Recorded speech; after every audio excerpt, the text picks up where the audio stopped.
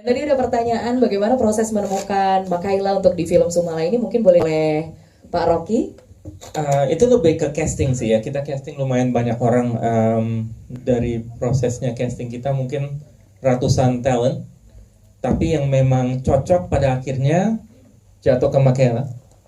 And then terus saya tanya juga sama Pak Rizal, gimana? Ini saya rasa dia yang paling cocok, dan Pak Rizal langsung jawabnya the best. Oh, saya kayak udah. Baik, terima kasih Pak Rocky. Cukup Mas pertanyaannya?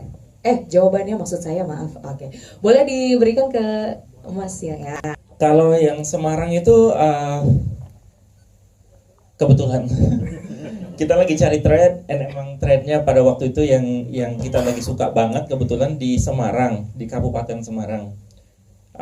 Kebetulan film berikutnya setelah ini, termasuk Luna ikut executive produce juga, Santet Segoropito, itu yang trailernya ada di awal Sumala, itu juga di Semarang. Tapi setelah itu udah berubah kok kotanya. Jadi ini memang kebetulan aja ya Pak ya. Silakan Kak Luna. Ya jujur sebenarnya kalau producing gitu terus atau pengen jadi eksekutif produser udah cukup lama gitu. Cuma memang belum ketemu momen yang pas dan akhirnya waktu itu it's just kayak nggak tahu kenapa kepikiran aja gitu. Justru saya yang nanya Pak Rocky gitu loh, kok udah ada partner yang lain kok nggak ngajak gue sih. Gitu sih sebenarnya, lebih kayak ke situ. Terus iseng aja nanya, kok ngajak yang lain nggak ngajak gue, emang mau jadi eksekutif produser? Ya udah, ini ada film lagi nggak yang lain? Ada Santet Segoropito. Oke, akhirnya masuk 2. Jujur pengalaman pertama kenapa aku pilih Rocky gitu dan Hitmakers, namanya aja udah Hitmakers ya. Mudah-mudahan ini jadi hit lagi dan membuat saya, maksudnya para investor atau eksekutif produser itu jadi ngakak pertama, karena memang jujur ini pengalaman pertama.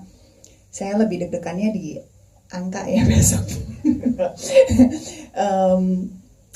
Dan memang udah arahnya pengennya lebih ke sana sih gitu. Jadi memang sekalian belajar juga gitu, dan kita juga bisa lebih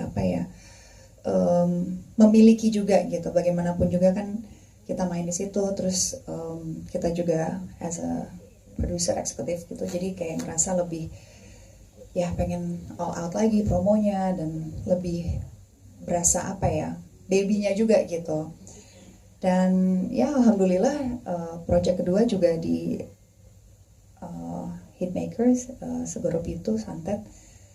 Mudah-mudahan juga lancar, dan jangan lupa project berikutnya lagi. Doain aku. Jadi supaya kita nggak kapok ya. Jadi supaya perfilman Indonesia juga semakin berkembang, semakin baik juga gitu. Jadi aku rasa memang arahnya aku pengen ke sana gitu. Jadi ya mudah-mudahan lah. Bismillah gitu. Dan terima kasih juga Pak Rocky udah memberi kesempatan gitu untuk bergabung di decknya. Terima kasih juga udah bergabung. Iya, mudah-mudahan sukses gitu. Amin. Thank you. Amin. Terima kasih Kak Luna. Untuk selanjutnya teman-teman ada yang masih film horor. Sebenarnya aku film nggak terlalu banyak, tahun paling 1-2 film aja gitu. Dan film horor ini film horor kelima kalau nggak salah, dan project pertama bareng sama Hitmaker. Kenapa mau dan tertarik? Ya karena tadi Luna udah nyebut ya, Hitmaker selalu kasih film yang punya production value yang bagus, ceritanya juga bagus, dan sebagai seorang aktor tentu tertarik untuk terlibat. Jadi makasih banyak Pak Rocky udah diajak gabung. Akhirnya setelah berapa tahun, 18 tahun bisa main lagi ke Cikini ya. Iya, bisa ke kantor lagi. Pendalaman karakternya karena ini awalnya sih kata Pak Rocky bukan antagonis ya. Jadi ya awalnya Sujiman itu nggak antagonis sebenarnya di skrip awalnya. Tapi dalam proses reading itu mengalami 3 kali perubahan besar. Jadi kita udah reading, aku udah ngerjain PR segala macam, udah nge-develop karakternya, kita udah mulai masuk ke scene, ternyata harus berubah. Ulang lagi prosesnya, berubah lagi. Bahkan sampai big reading, Pak Rocky juga ngasih satu masukan yang bagus banget, dan akhirnya dari proses itu, dari kolaborasi itu jadilah karakter Sujiman yang ada sekarang gitu. Dan aku nggak anti main protagonis atau antagonis, setiap peran itu punya kekuatannya tersendiri, punya perannya tersendiri juga. Dan kalau dilihat cerita Sumala ini mungkin ya diawali oleh rentetan keputusan Sujiman yang kurang bijak mungkin ya. Andai kata dia lebih bijak, lebih bisa menyayangi Sulastri, mungkin nggak ada Sumala, nggak ada anak setan di dunia ini. Cie, gitu.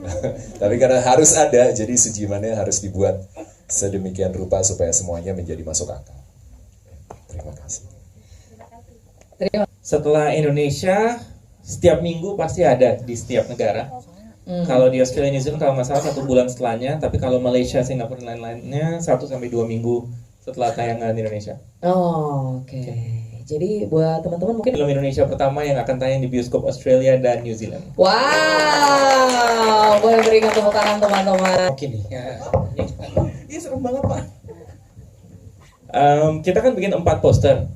Semuanya rata-rata yang kita bikin adalah based on cerita yang ada di filmnya.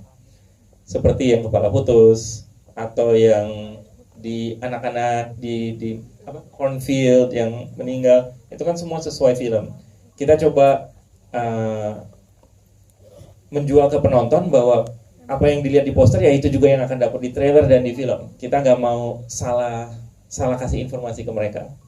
Jadi mereka tahu ini film sadis banget. Dan memang kontennya lumayan sadis ya. Lumayan. Nggak terlalu kok.